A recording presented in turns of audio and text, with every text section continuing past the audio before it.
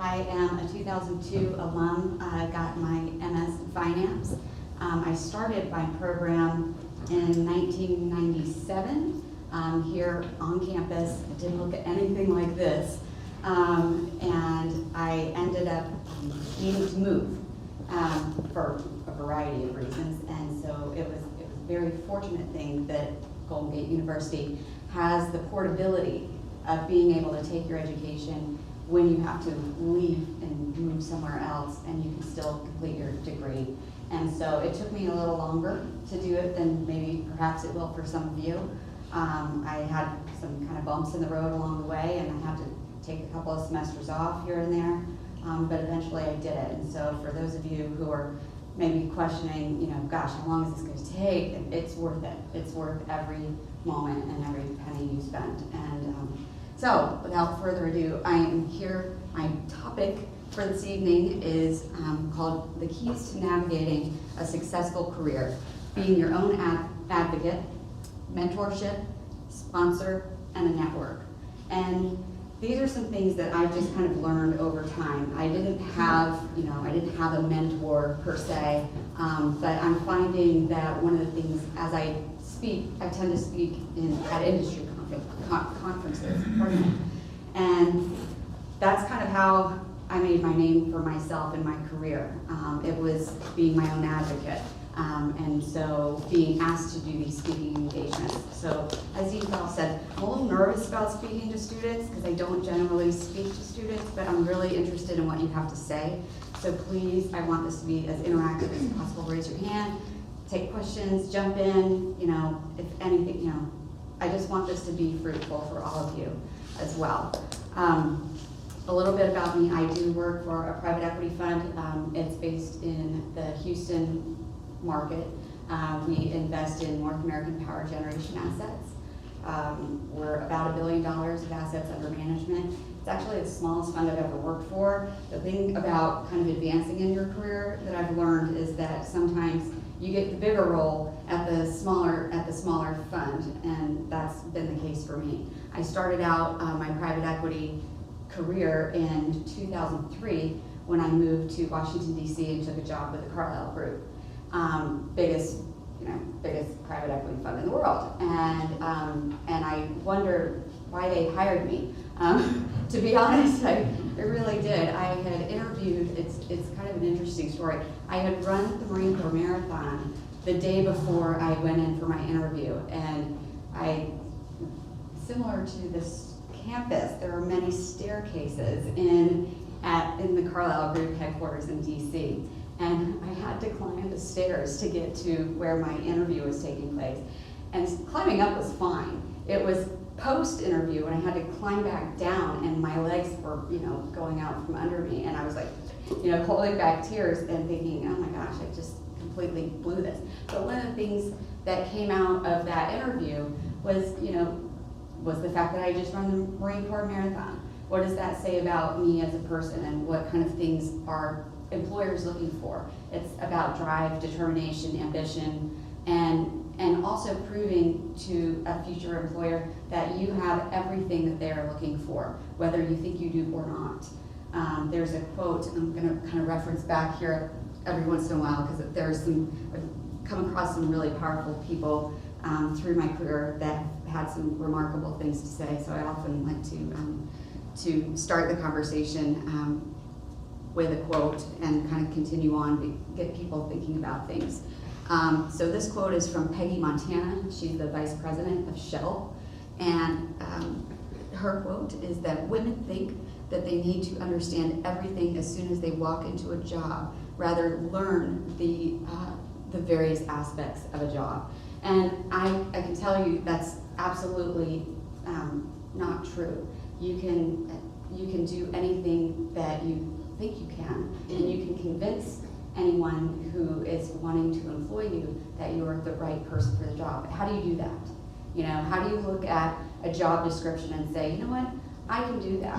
And what you need to do is plan in advance and think about all of the things that you feel are deficiencies, like, oh, I've never done that. And then draw some parallels. Think about things that you've done that have been substantially similar. And because those are the questions that are going to come up during the interview process. So thinking about navigating, tough questions. I mean, who's been through a really awful interview? Yeah, been there. So what I like to tell people is thinking about interview, and I've also I've interviewed tons of people throughout my career, and I've seen people that can do it well, and I see people who don't do it well. Preparation is key. Always do your background and your homework on the company. I mean, don't walk into a company without knowing what they do, and without some real good questions about where they want to be and what's driving that. Do some research to figure that out, because when the interviewer says to you, do you have any questions for me? You should not say no. You better have a list, and it should be a really robust list and a well thought out list. And it's not your surface level list of, oh, well, what is the company planning on doing in the next year? Everybody asks that question. So you're not proving yourself to be unique by doing that.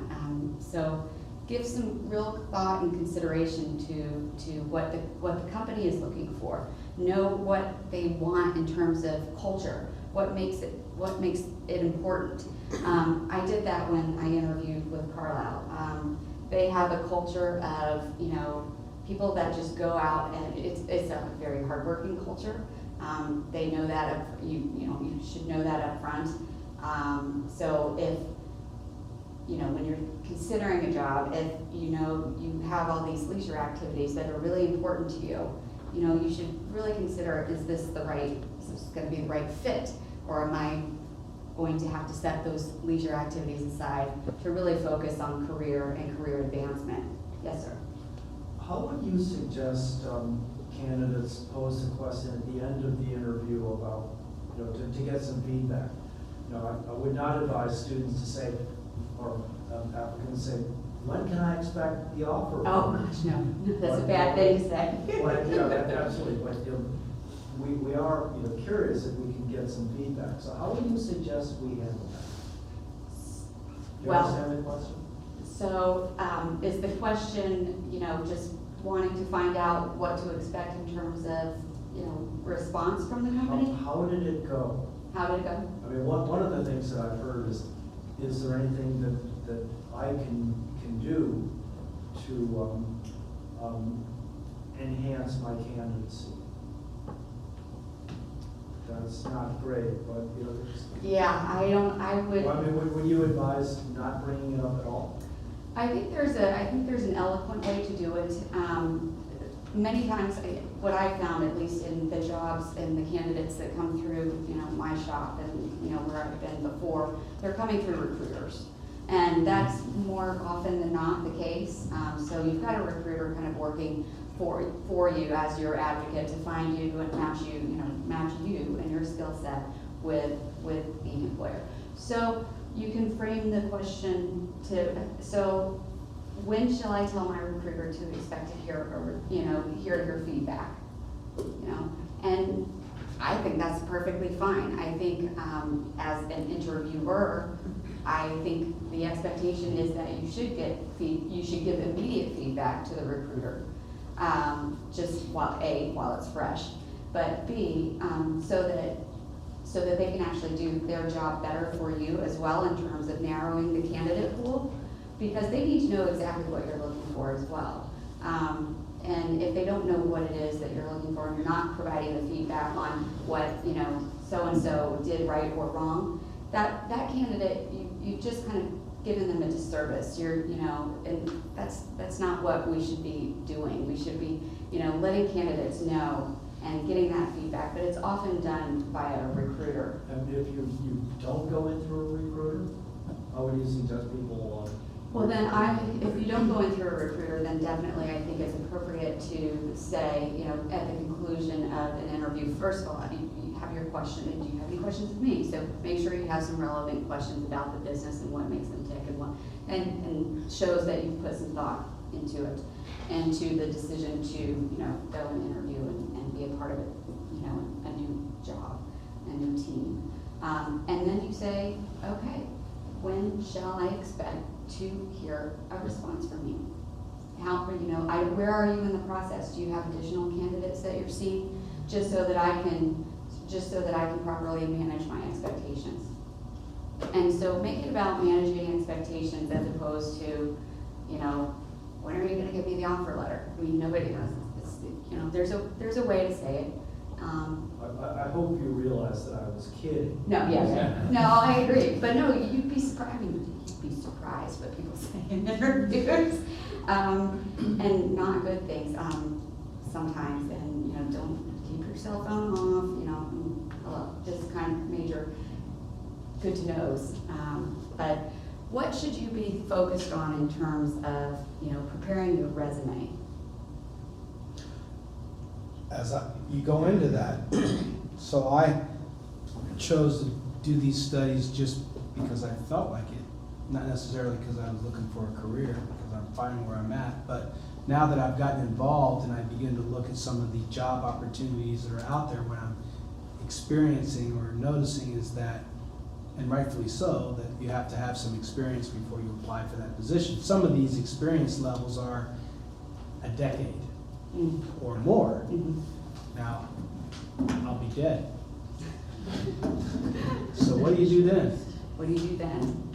Well, I will tell you one of the things that I've done when I've interviewed for jobs. I look at the position description and I look at my resume. And I say, does my resume kind of hit on all the things that this job description has? And to the extent that it doesn't, I spend time and I think about, okay, I haven't done exactly that, but I've done something similar. And so let me refresh my resume specific for this job. That's the thing, it's a matching game. I mean, it's really about matching what your skills are, but might not be evident on your plan. You might have 10 resumes, if you're looking for a particular job. Just make sure that your resume has all of the elements that they're looking for. And with respect to lack of experience, that's when in your cover memo, to the extent that you're emailing, or whatever, for the interview, or you're talking to your recruiter, find a reason why your experience is relevant, even though you haven't done that job. Find a different experience that's relevant and tie the two together. And Makes tell sense. that story. Yeah, Tell that makes story. sense. It's important to tell that story because nobody's going to know your story. They're just going to say, well, they haven't done 10 years of public accounting. Basically, that's what Yeah. I'm saying. Yeah. So tell them why it doesn't matter. Got it. That's a good example. Thank you. Yes. Is it not possible for somebody to lie on his resume and then successfully is able to talk his way through the panel and get the job? Never lie on your resume. You will No, not. but in the process of trying to fit it with the job opportunity, you might be saying something that you've not done, but trying to put it in a nice way. Don't never say anything that you've not done.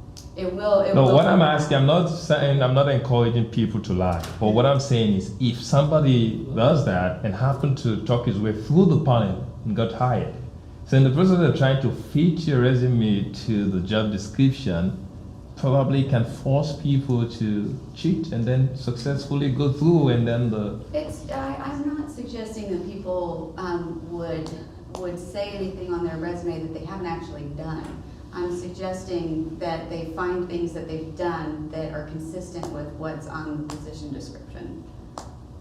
I think. Does that make sense? Yes, well, Renee, just to add something to that, I think about it all day long because, like, being military, you do tons of, like, for example, being on active duty and manage 20 different lines of accounting, and you're the only person, plus all these other tasks. So switching from there to, like, be a federal budget analyst, that's one pot of money to deal with. You can do it with your eyes closed. Right. So they may not get all the terminology, but it's changing the jargon so they can understand what you're expecting. I can do plus X, Y, and Z. Correct. So yeah, it's like, I agree. I'm gonna move on unless anybody has anything Yeah. else. Okay, perfect.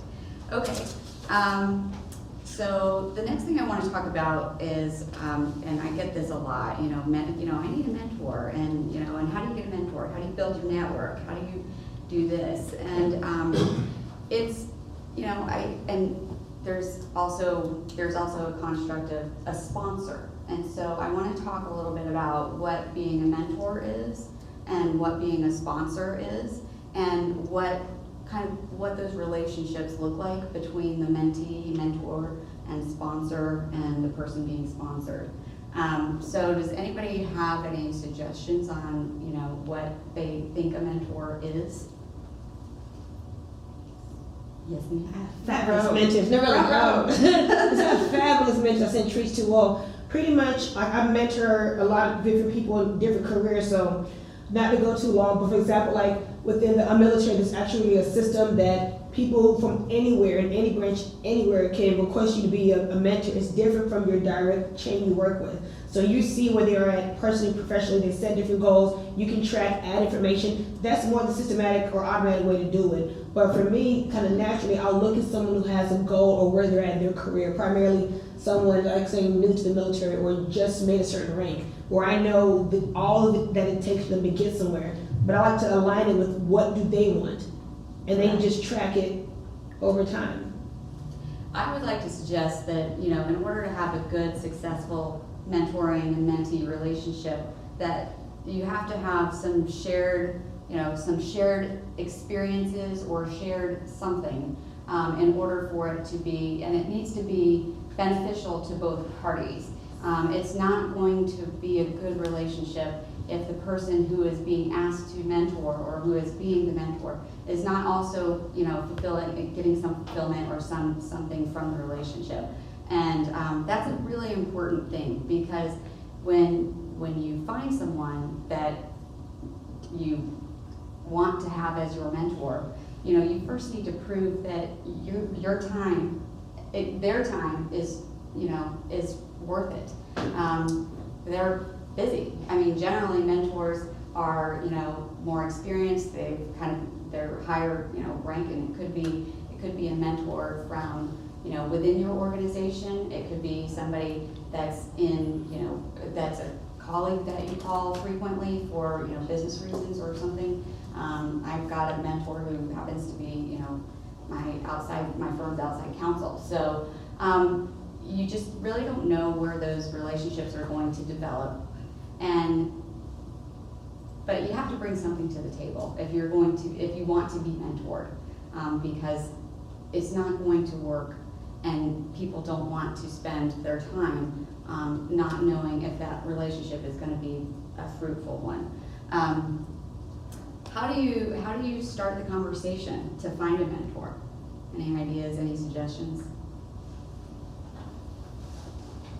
I would say that I would start that conversation by saying, I appreciate your knowledge and experience, and I believe that you can bring a lot to my growth, and I would like the opportunity to ask you questions when I'm unsure. Okay. It can be something as simple as suggesting a book. Have you read this book? I read this fantastic book. And start it so that you've got a dialogue, you've got some sort of common denominator. And it puts less pressure, I would suggest. It would put less pressure to do something simple like, have you read this book? I was reading this and it really I thought this would be interesting to you. And so, and if you haven't read the book, would it be okay? May I give you my copy? Because I think this is something that you and I would have in common. And then you can start building that relationship, and you can then say, hey, why don't we meet for coffee and talk about some of the things in the book? And then you're bringing something to it. You've then introduced that person to something that you thought would be of interest to them, as opposed to just flat out asking, can I call you when I need advice, kind of thing. I think if you have a very close enough relationship with somebody and that relationship has already been developed, that's a good way to do it. But I often find myself in a position where I'll be speaking at a private equity conference or something, and somebody will just randomly come up to me and hand me their, exchange cards, and we do all of that. And next thing you know, they're just, can I pick your brain about something? And it's just like, really? It's like, you have to have a reason for the relationship to work. that would be my suggestion. Yes, ma'am? I was just gonna say, I have several mentors, and one in particular, she doesn't even know she's my mentor. Mhm. We never said, you're my Right. mentee, I'm the mentor, because it happens organically. Organically. And she gives me knowledge, and I connect her with other, so it goes back to, you know, what can you do for them, Right. as well as what can you do for me. Yeah, I think that's a very excellent point, because I think oftentimes the best mentor-mentee relationships are ones that are not defined. They just happen. And I know I have that person in my life, and she doesn't know. I mean, I don't call her my mentor, but you know, I think, you know, things go both ways, and it's just kind of grown and developed over time. And I think that's, you really have to kind of consider your approach when thinking about, because mentors are very important. They can help steer career decisions. They can get you in, you know, they can open doors that were not otherwise open. I know that's happened to me. I want to kind of also talk about a sponsor. So does anybody have any idea what a sponsor is and how it's different from being a mentor? Otherwise? Okay. View like sponsors is the one who introduce you to a new environment or something. They show you the way. And it's like, as long as they show you the way, then you're free to go on your own. But a mentor is more continuous along the way, the path for your growth. I agree with that. I hadn't really thought about, I heard someone in my professional network talk about this concept of sponsorship, and I was like, what is that? And I didn't realize, I have one, and I didn't know it. And and so, and I also have a mentor who is less, she's less experienced. She's 10 years younger than I am, but she knows everybody. She knows everybody.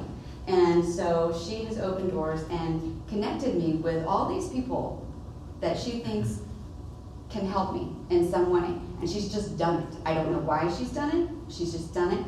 And so I reciprocate, and I get involved in things that are important to her as well. And so that's kind of the payback. I'll share a story. So she and I are on the networking committee, oddly enough, for Texas Wall Street Women, and she is the chair of the Houston chapter, and I signed up to be a member of this organization so that I could expand my professional network, and also because there's a philanthropic side to it as well as an educational element to the organization. So those three things really spoke to me for the reasons why I joined the organization. So her name's Pam, and she's an attorney. She's an amazing, amazing woman. Georgetown Law, she interned for the president. I mean, she's ridiculously bright and very motivated. She was at a major law firm, and then just recently decided to do a career change and go into private banking and wealth management for Goldman Sachs. And so she's in New York right now. But during her interview process for that job, her mom passed away suddenly. And we were in the middle of planning the biggest fundraising event that that Texas Wall Street Women does on an annual basis. And this was Pam's event. And I wasn't really even part of it. I was just on her committee, and I had other events that I had done throughout the year. But her mom died. And she got the job. And she's in New York right now. She's training. She's not back in Houston. So all the things that Pam was working on to get this event kind of pulled together, I raised my hand and I said, I'll do it.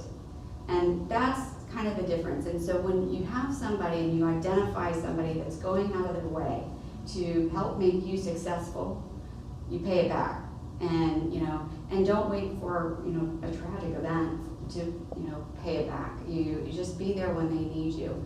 And so that's kind of I didn't even realize I had a mentor, and she's younger than I am, and so it's not always, I think that's something important to keep in mind, that your mentor is not always going to be senior to you and might not be known to you until some event happens, and then you're like, this person's my unknown mentor, and you just kind of realize that. And then the sponsor, to talk about what the sponsor is. In order for someone to be a sponsor, they have to be very well connected. A sponsor is a person, and it's different than a mentor in that a sponsor knows and how to navigate you, how to get you in front of the right people, from a career aspect, and gets you in front of people and tells people this is why they need to talk to you, and they're doing it without you even knowing it.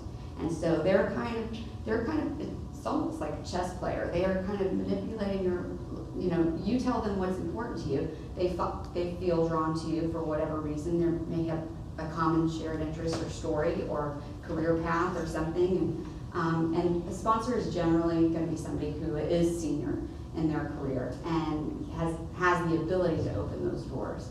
Because not all mentors can open those doors, but sponsors can. And I think that's the big difference between a mentor and a sponsor. So, any questions on that or any thoughts? Don't you think that if you are a mentor, last thing you want to tell your mentee is I was forced to do this? Well, yeah. Because I certainly have experienced that many times. That's why, I have some hesitation with that. That's why I would begin with, I appreciate your time. I appreciate your thank time. you being here. Your knowledge is Show great. it. I think the key is showing and demonstrating it versus saying it. I think that's the nuance. Because it was not a friendly experience. If I had not been a new hire, I'd have said, just go away. Right. Get away from me. I don't even want to talk to you. What are your thoughts about having your boss be your mentor? Good idea, bad idea? If it organically and naturally happens, I would say so, but not to request that. I don't think. I don't think so. Yeah. I don't think so. I don't think your boss should be your mentor. I think it's a bad idea. And a lot of people don't realize that it's a bad idea. And just speaking from my professional career, that's not what that relationship is supposed to be. It's a fine line. So I would highly suggest and recommend that you don't seek out your boss to be your mentor. Just speaking from experience, I know it hasn't always worked out well. So what are the expectations of a mentor-mentee relationship? It's reciprocal.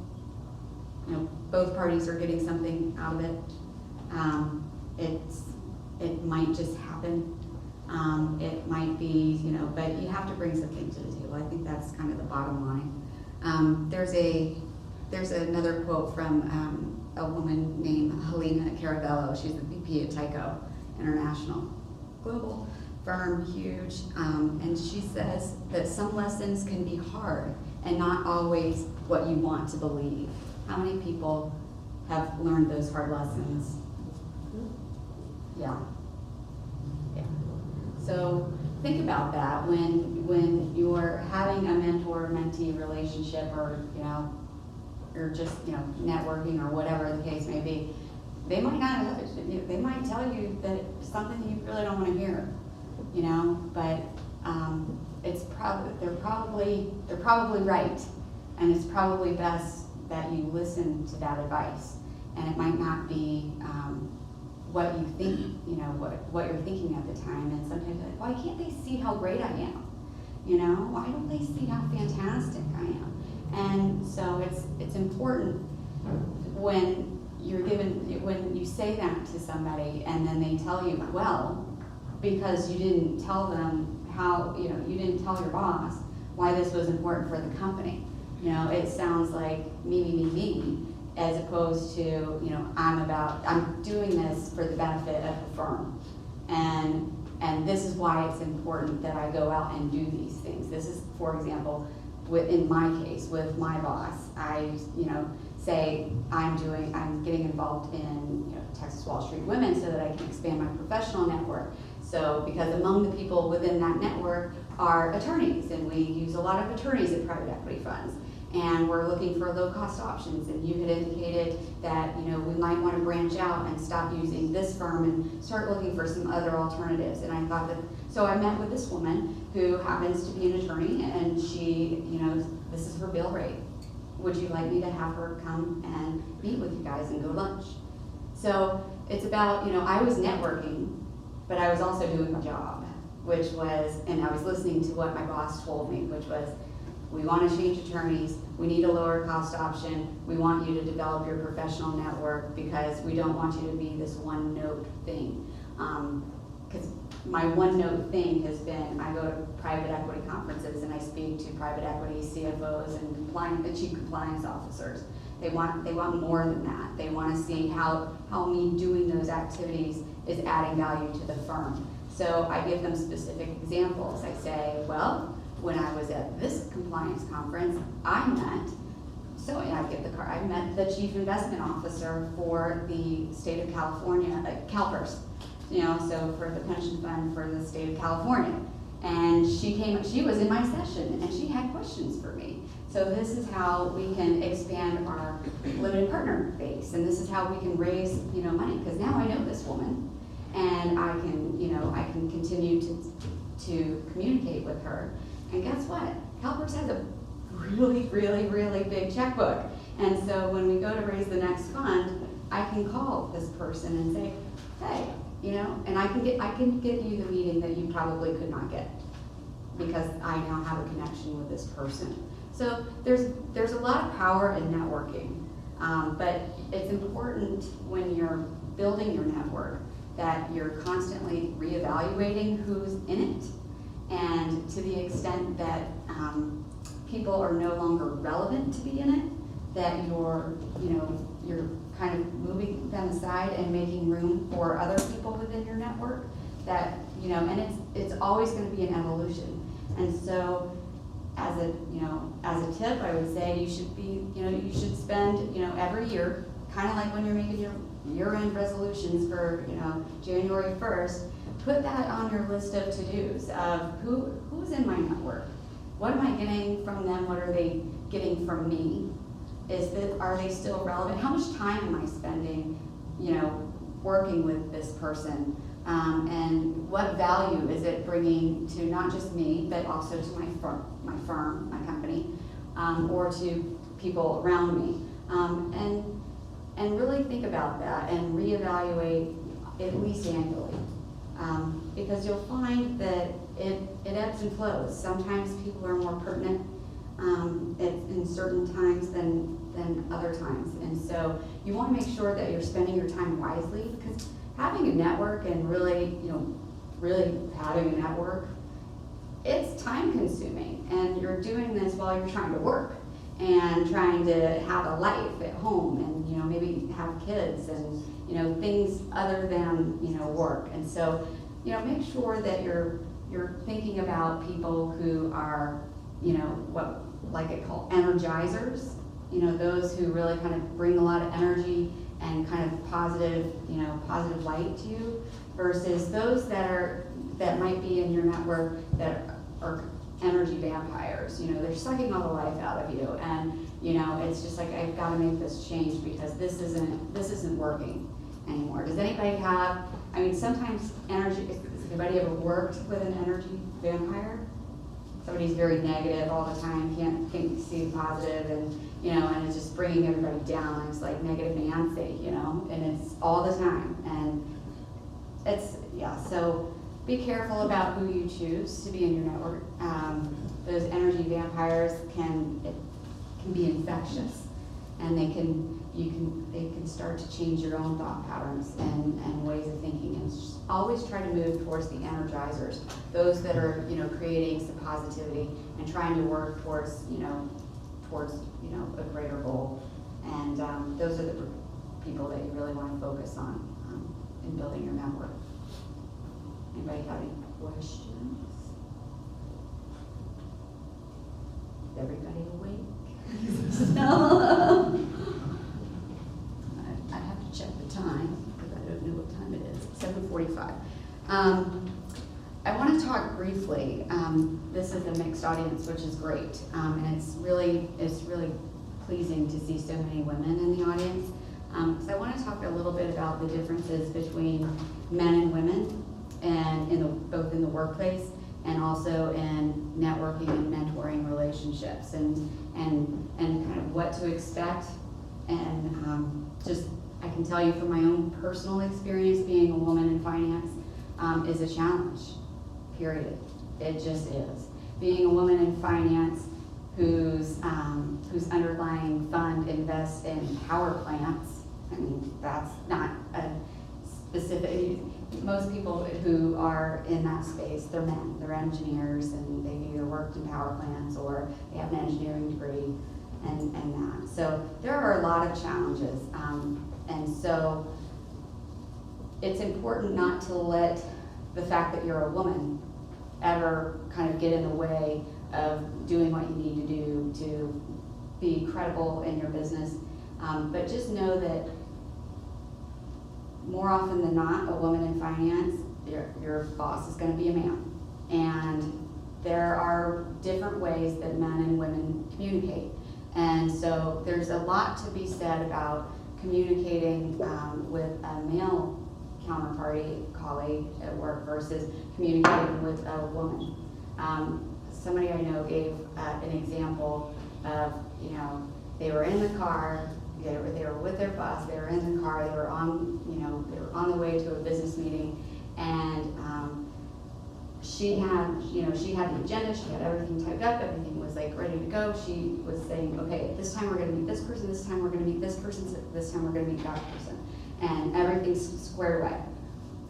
Whereas the same boss said, I never have that experience when I have a guy in the car and we're going to a business meeting. They actually sit there and tell me, why, they basically, not in a bad way, but they advocate for themselves. They're more inclined to advocate for themselves, and in a subtle way, such that, they're speaking to their boss about, these are the things that I've done. It's about them, and here's what I've been doing, and here's all this, as opposed to women tend to be like, okay, I'm planning on organizing, whatever. It's very important to be your own advocate, and a lot of times women don't do such a great job at it. I don't know why that is. I think women would rather, I think, I'm generalizing, I think we tend to expect that everybody else sees in us what we see in ourselves, and therefore I shouldn't have to say anything. I shouldn't have to put it out there. But that's not true. But there's a very subtle way to let people know what it is that you're doing without it coming across as being braggadocious. But it will help you to advance faster than if you otherwise did not. And studies have shown that it happens when men tend to advance equal credentials, and the men will rise up faster. So for the ladies in the audience, don't be afraid to open up and talk about what you're doing to make your boss recognize those things. Don't assume that your boss knows. And maybe your boss is a woman. Same thing. Don't ever assume that your boss knows what all you've been doing and why. I think it's important to give them reminders, but do it in a way that is demonstrating that it's not just for you, it's for the company, it's for them as well. Any questions on that? Has anybody ever experienced I that? would say the opposite can be true when the ratios change, because I'm in that environment. So, the woman wants to have, like you said, the same things you just mentioned, and I want to tout myself, but that's not going to get me anywhere, is it? Right, So you have to modify to your environment correct. and recognize it. I think that's the key. I think that's, kind of circling it back into the whole interviewing process. Again, you should know it's the same thing. You tailor how you communicate based on your experience with that person and what you know is important to them. And so you would otherwise do this, but you tailor it yourself because this is how this person wants to hear it. You do the same thing when you do the interview. Within the first 5 minutes of an interview, it should be really clear in your mind, you know, what is important to the interviewer. And if it's not, pay attention, you know, you Yeah. should really pay attention because you really, you know, their first impression of you, they don't know who you are, but they really want you to know exactly what they want, even though you've never met them. So Yeah. you just have to pick up on the clues and tailor. So I'm sitting in a room Be of flexible. 20 women and there's 2 men. Yeah. And I don't want to talk about my accomplishments, right? And studliness. It's not going to get me Yeah. anywhere. It's tough.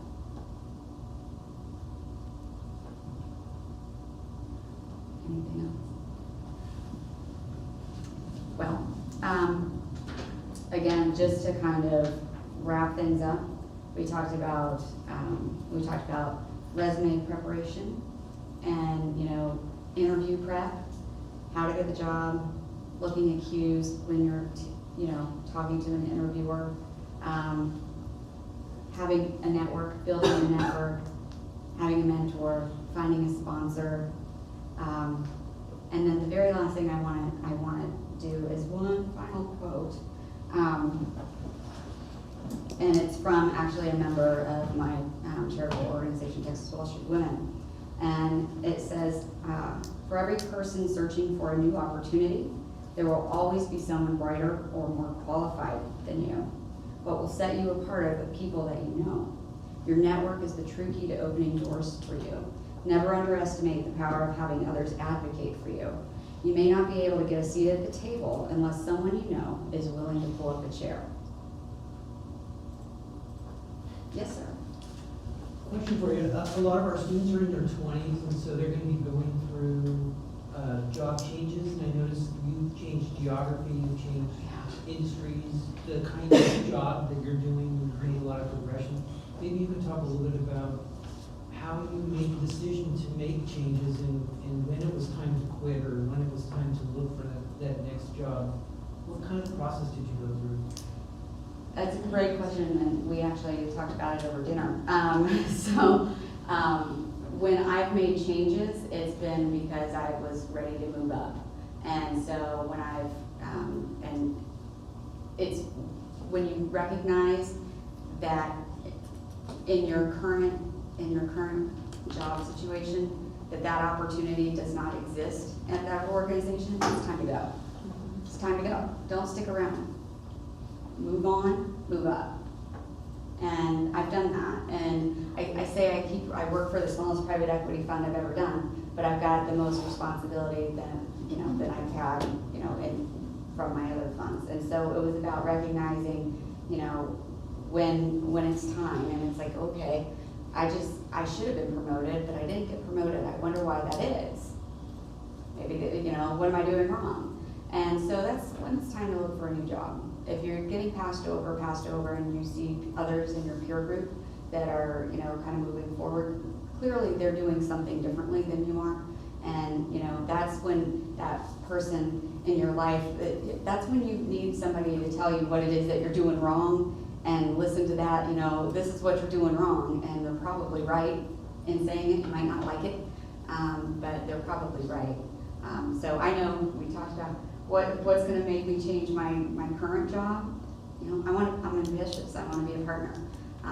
So if it becomes evident one day that I'm not going to make partner at my fund, then I move on. I just want to say, it may not be that you're doing something wrong. It could be just that it's a bad fit. Could be a bit, yeah. It's not that anybody's wrong. That's true. Yeah. That's true. And it could be that, you can't change other people, and so they're always going to view you one way, and it just might not be, as you said, the right fit. Yes, ma'am. And I know it's very important to have a mentor and a sponsor. What way and how can you find a mentor or something? I think there are a couple of different ways. So I think getting involved in activities that are outside of, I think getting involved in like school activities are helpful. You might find a mentor right here on campus. I think getting involved in other type of community activities, whether it's like, I have Texas Wall Street Women, so it's an organization of women in financial services and financial services related, so they could be lawyers that are, give advice to private equity fund managers. So getting involved in that, but I think the biggest and most important thing about it could be church, it could be some other community organization, it could be some other, something that is compelling. But the thing is in order for, as I said, in order for the relationship to work, there has to be a common thread. And so that's how you find a mentor, because you're getting involved, and I would suggest you're getting involved in a variety of things and activities, because you never know who you're going to come across. I mean, I'm involved in my church, and you just never know, like, oh, I used to be the CEO of whatever before I retired, and you know what? I think they're looking for something, you just never know. You never know. So I think the more active you are and kind of diversification in those activities is really critical. There was GGU alumni that have like a business event. I'm sorry. I was looking for like business event sponsored by GGU alumni, but there is at GGU does they have a business event? I know there are a couple that are coming up. Is that correct?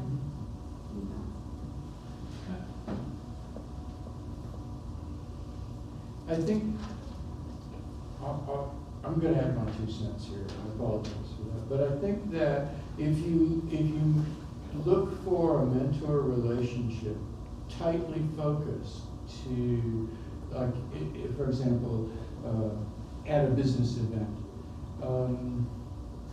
you'd be better off looking for a mentor in a different setting.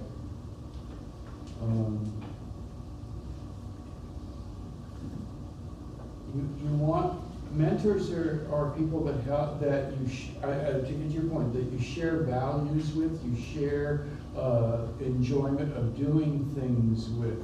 That's how that relationship forms. And business events, you're more than likely could run into maybe someone who's a champion, and so you would be looking in the wrong place for that relationship. There are many different types of relationships in life, and mentors are more personal, where you share, you come across things. It could be that you bowl, all right? You might run into a mentor in a bowling league.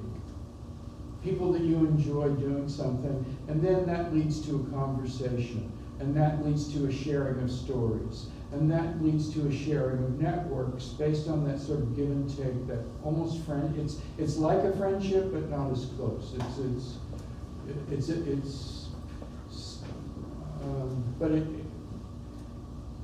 It's a little more strategic, yeah. than a friendship. Right. Yeah, it's less personal. Right. It's more how we can help each other. So I think that you might be looking in the wrong place for the mentor. Did that make sense? I can only add that I've had 7 different careers, right? Every 5 years I've done the math. Only one has not been a networking relationship.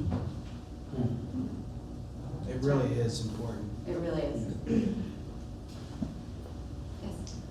If somebody is thinking about a career change, and they have the academic qualification, but don't have the professional experience you're looking for, do you ask such person? And if you do, what are the things you expect the person to bring during the interview process? Again, just kind of circling back to the discussion at the beginning, I think it's about sharing how your experience kind of connects with what they're looking for. It's not exact, but it connects, and finding the parallels. So in other words, if I was a nurse and now I've got my MS Finance, and I want to work in your company, you will not give me an opportunity because what I've been doing have no relation with what I want to do. Is that so? No, I don't think so. I think if you were able to draw enough parallels to whatever position I was looking for, and tell me about things that you've done, whether it was in your job as a nurse or in, you know, other aspects of your life. I think don't always just focus on, I did this at this job. Maybe it was another aspect of your life that, you know, where you can draw the parallel. But, you know, and sometimes it might not be there. And, you know, it might, you know, sometimes it's not always gonna connect. But you should try to, you know, remove those barriers so that you can get that interview. And then tell your story and tell them why all of these things are relevant and why, you know, the fact that you don't have this, and this doesn't really matter. And I would parlay that because I would say that I used to work for Tyco as part of ADT. And when they hired me, I had no experience. But unbeknownst to me, when I was interviewing for that job, I didn't know that they were looking for someone who had no experience. And it was because I said I didn't know anything about it, I got the job. Seriously. What was key during that interview was I can learn. Yes. How has Golden Gate University helped you get to where you are today in your career? Just education. I mean, I feel like I got a superior education, and it prepared me financial modeling, all of that. Like, I've done, you know, when I got the job at Carlisle, and how I kind of advanced at Carlisle, a lot of it had to do with the financial modeling class that I took here years and years ago. But it was helpful because I was put on these projects within the firm. When I started at Carlisle, it was not the Carlisle that it is today. It was much smaller. There were 600 employees versus I think there are like 1,300 globally now. So, and the assets under management has just exploded. And it was a very different, it was a less structured environment. It hadn't kind of corporatized itself, and that's when I left. I left when things started to get a little too corporate. I didn't like it. It was very entrepreneurial in spirit, and that was one of the things that they were looking for and who they hired. They wanted people with an entrepreneurial spirit because it was not an organization, that organization valued that in its employees. And so I think that's one of the things that the Golden Gate MS Finance program provides. And so I was able to demonstrate that spirit, which is the model that they were looking for at the time. And then through my financial modeling experience here, I was able to get put on special projects. So in addition to having my real job, I got put on some kind of high profile computer kind of updating projects and things that would make our accounting and financial reporting and limited partner reporting more efficient. And so and I had those skills, whereas my peers didn't. And so I got picked for those, special tasks. I want to say that we're coming out of time. I've got some instructors in the room that want you back in their classes because they've got lessons for you to learn. I want to thank Terry a lot for coming here.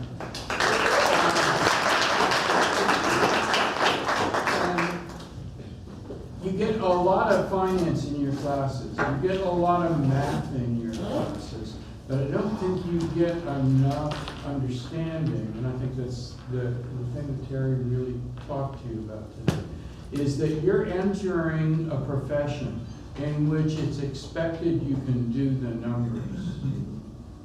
But it's everything else. It's how you talk, how you hold yourself, how you build your network, the relationships you have with people, and how you manage in a firm that's dependent on numbers doing work that really matters. And I think that's one of the things that all your instructors have built a career doing. And so, not to deviate from the things they're teaching you, but the more you can get them to talk about what it's like to work in the field and you know, and instead of just worrying about whether the numbers add up, what's gonna take for me to get ahead? How's this gonna relate? Get them to talk to you about that, because that really is gonna make a big difference in your careers. And that's the real value